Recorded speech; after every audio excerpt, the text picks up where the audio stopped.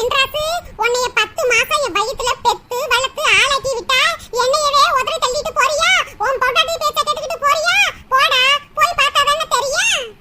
உன் மாமியார் வீட்ல சொத்து பத்து நகை நட்டு எல்லாம் சேர்த்து வச்சிருக்காங்க. நீ போன உடனே பாப்பா மருமையனேன்னு சொல்லி உன்னைய சேவகம் பண்ண போறாங்க. அடே, உன் பொண்டாட்டி பேச்ச கேட்டுக்கிட்டு என்ன வார்த்தையெல்லாம் பேசிப்புட்ட? நான் மறக்க மாட்டேன்டா, மறக்க மாட்டேன். நீ நடுரோட்ல பிச்சையே எடுக்கணும். நீ பிச்சை எடுத்துட்டு வந்து என் கால்ல விழுந்து மன்னிப்பு கேட்கணும்டா, மன்னிப்பு கேட்கணும். நானும் போனா போகுதுன்னு விட்டா உன் பொண்டாட்டி ரெம்பல்ல ஆட்டம் கட்டுறா. என் மகளை அவ மதிக்கவே மாட்டாளேடா. என் மகளை பார்த்தாலே அவ இஞ்சி தின்ன குரங்கு மாதிரி ஆயிடுறா.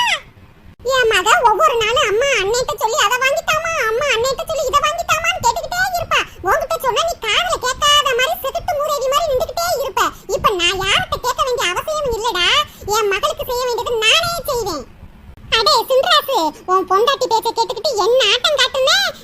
சம்பாதிக்கிற ஒத்த பைசாவை என் கண்ணுல கூட காட்ட மாட்டியடா. உன் பொண்டாட்டி முந்தானிலே முடிச்சு வச்சுக்கிருவியே. என் புருஷ சேர்த்து வச்சிருந்த சொத்துல நல்ல சொகுசா இருந்துட்டு நல்ல வாழ்ந்துட்டு போயிட்ட. வெளியில போய் 10 ரூபாய் காசு ஒண்ணா சம்பாதிக்க முடியுமான்னு பாப்பமுடா.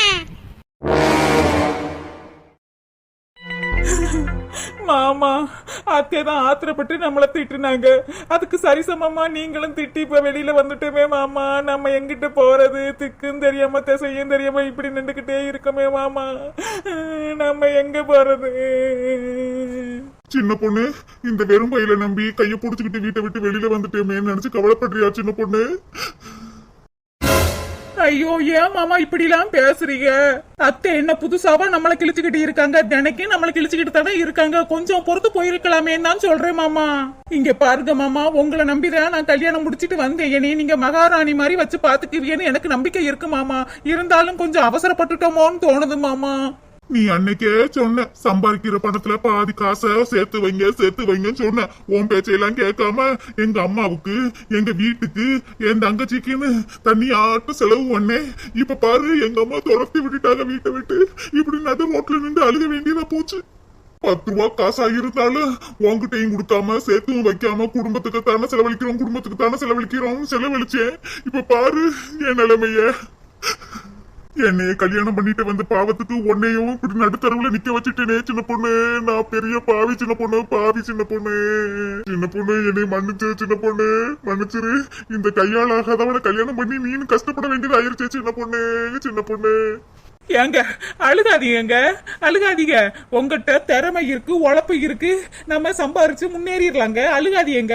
உங்களுக்கு பக்கபலமா நான் இருக்கேன். என்ன கஷ்டம் வந்தாலும் நான் இருக்கேன். அழுகாதீங்க.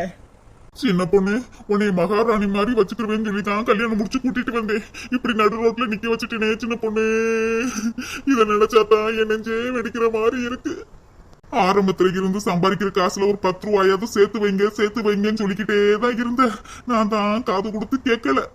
நான் மட்டும் சேர்த்து பேங்க்ல போட்டு வச்சிருந்தா உனக்கு இப்படி ஒரு நிலைமை வந்திருக்காதே சின்ன பொண்ணு. அந்த காசை வச்சு ஒரு வீடு புடிச்சு உன்னை தங்க வச்சிருப்பனே. இப்ப நான் எங்கிட்டு போவேன், என்ன செய்வேன்னு தெரியலையே. நம்ம வீடு, நம்ம அம்மா, நம்ம தங்கச்சி யாருக்காக செய்யறோம்? நம்மளுக்காக தானே செய்யறோம். பின்னாடி நம்மளுக்கு தானே இந்த வீடு வர போகுதுன்னு தானே இவ்வளவு செஞ்சேன். இப்ப இப்படி அம்மா விரட்டி விட்டுட்டாங்களே. இப்படி நடுத்தரவுல நிக்கிறனே. ஏங்க அழுகாதீங்க, எல்லாம் சரியாயிரும். நீங்க அழுகிறத பார்த்தா எனக்கு அழுகலையா வருதுங்க. அழுகாதீங்க மாமா, அழுகாதீங்க. உங்களுக்கு பக்க துணையா நான் இருக்கேன். நல்லா உழைச்சு பெரிய ஆள் ஆயிரலாம். உங்களுக்கு வேலையெல்லாம் தெரியும்ல மாமா. உழைச்சு பெரிய ஆள் ஆகலாம் மாமா, கவலைப்படாதீங்க. நீங்க யார்கிட்டையும் போய் 10 ரூபா கொடுங்க 20 ரூபா கொடுங்கன்னு பிச்சை எடுக்க வேண்டிய அவசியம்லாம் இல்ல மாமா. உங்ககிட்ட உழைப்பு இருக்கு, திறமை இருக்கு. உழைச்சு முன்னேறலாம் மாமா. நீங்க அழுகிறத பார்த்தா எனக்கு அழுகையா வருது மாமா. அழுகாதீங்க. இல்லடி சின்ன பொண்ணு, நான் அழுகல. மனசு கஷ்டமா இருக்கு. என்ன செய்ய சொல்ற? வேதனை கண்ணீர் வழியா வருது. எங்க பொழுது வேற போய்கிட்டு இருக்கு. இப்படியே நடுத்தரவுல நின்றுகிட்டு இருந்தா என்னங்க செய்யறது? எனக்கு வேற பயமா இருக்கு. என்ன செய்யறது, ஏது செய்யறதுன்னு ஏதாச்சும் சொல்லுங்க. ஐயோ சின்ன பொண்ணு, உனக்கு இந்த நிலைமையே நான் உருவாக்கிட்டேனே சின்ன பொண்ணு. மாமா அழுகாதீங்க மாமா, அழுகாதீங்க மாமா. உன் கண்ணில் நீர் வழிந்தா என் நெஞ்சில் உதிரம் கொட்டுதடி.